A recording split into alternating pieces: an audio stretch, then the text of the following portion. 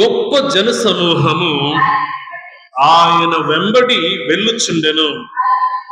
ఆయన వెనుకకు తిరిగి వారితో ఇట్లనెను, నన్ను వెంబడింపగోరి తన తల్లిదండ్రులను, భార్యను, బిడ్డలను, అన్నదమ్ములను, అక్క చెల్లెండ్రను, కడకు తన ప్రాణమునైనను త్యజింపని వాడు నా శిష్యుడు కానేరడు. Praise the Lord, praise the lord.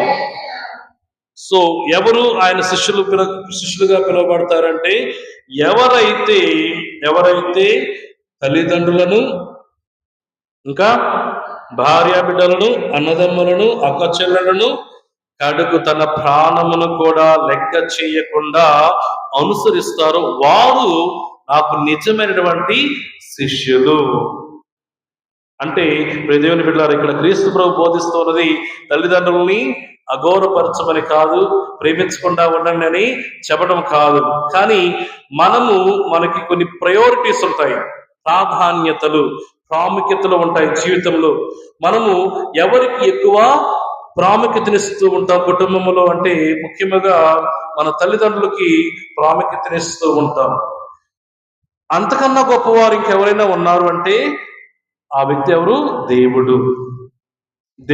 కాబట్టి క్రీస్తు ప్రభు ఇదిగో వారికంటే కన్నా నాకు ఎక్కువ ప్రాముఖ్యతని ఇచ్చేవాడే నాకు శిష్యుడుగా గుర్తించబడతాడు లేదా పిలువబడతాడు అని దేని యొక్క వాక్కు శ్రమిస్తున్నది.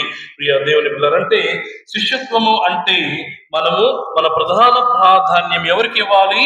క్రీస్తుకు మాత్రమే ఇవ్వాలి అనేటువంటి సత్యాన్ని ఇక్కడ మనం నేర్చుకోవాలి ఈరోజు. ప్రియ దేవుని బిడ్డలారా, కానీ మన యొక్క జీవితాలను మనం త్రగి చూసినట్లయితే మన యొక్క ప్రాధాన్యత ఎవరికి ఎక్కువ ఇస్తూ ఉంటామంటే ఈ లోకానికి సంబంధించినటువంటి వ్యక్తులకు, వస్తువులకు, విషయాలకు మనము ఎక్కువ ప్రాధాన్యతనిస్తూ జీవిస్తూ ఉంటాం. ప్రియ దేవుని బిడ్డలారా, ఇది జగమెరిగినటువంటి నగ్న సత్యం. 1 కేజీ బంగారం పెట్టి అక్కడ ఒక యేసు ప్రభు స్వరం పెట్టి ఎవరి వైపు మీరు అడుగులు వేస్తారని అడిగితే ఎవరి వైపు అడుగులు వేస్తారు? యేసు ప్రభు ఎప్పుడు ఉండేవాడు, బంగారం ఈ రోజే దొరుకుతుంది కాబట్టి బంగారం వైపే అడుగులు వేస్తాం. ఇది సత్యం. మన యొక్క ప్రాధాన్యత మనం దేనికి ఇస్తూ ఉన్నాం? బంగారానికి ఇస్తూ ఉన్నాం. నిత్య జీవం ఇచ్చేటువంటి ఆ క్రీస్తు ప్రభువుని మనం పక్కన పెడుతూ ఉంటాం.